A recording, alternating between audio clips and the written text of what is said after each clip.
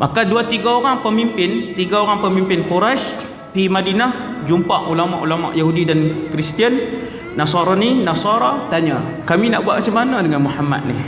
Lalu ulama-ulama Kristian dan Yahudi kata, tanya kepada Muhammad. 3 soalan yang terdapat di dalam kitab Taurat dan Injil, hanya para nabi mengetahuinya.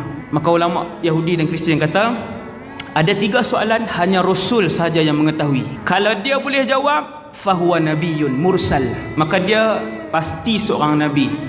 Tetapi kalau dia tak boleh jawab, Muhammad tak boleh jawab, fahuwa rajulun yataqawwal, maka dia lelaki yang suka reka perkataan. Tanya Muhammad soalan pertama, an malikin tawaf, seorang raja yang berlegar-legar daripada barat ke timur dengan kerajaannya. Tanya soalan kedua kepada Muhammad, fityatin da'u fi zamanil awal, sekumpulan anak remaja yang hilang dulu ni. Dan yang ketiga, tanya Muhammad tentang ruh. Kumpulan musyrikin Mekah ni, pemimpin, menteri-menteri Mekah ni seronok lah, dapat buah, orang panggil buah pukul maut ni.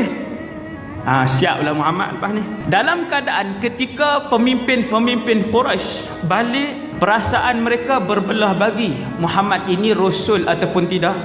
Dalam masa yang sama, ulama-ulama Kristian dan Yahudi tahu Muhammad itulah Rasul. Ketika orang-orang Yahudi, ulama Yahudi suruh tanya 3 soalan ini, dalam keadaan mereka begitu yakin, tak boleh tolak, Muhammad sebenarnya dialah Rasul dan Nabi.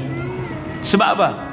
Sebab dalam kitab Taurat dan Injil diperincikan watak dan pribadi Rasul akhir zaman lebih banyak perinciannya daripada kamu mengenali anak kamu sendiri.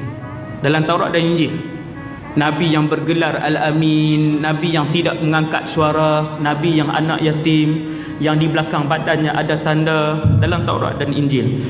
Jadi ulama Yahudi tahu Muhammad itu adalah Rasul akhir zaman, tetapi keta'assuban, fanatik, membutakan daripada mereka melihat dan melafazkan kebenaran itu. Kemudian balik. Bila balik seronoklah, dapat buah mahal ni kan. Buah kilah, orang Kedah panggil buah kilah.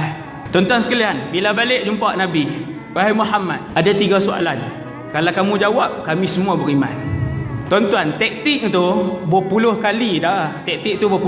Wahai Muhammad, tunjukkan kami sekian. Kalau tunjuk, kami beriman. Nabi tunjuk dah, tak beriman juga. Tuan-tuan, ketika itu Rasulullah tidak ada jawapan, kerana wahyu ini belum turun lagi.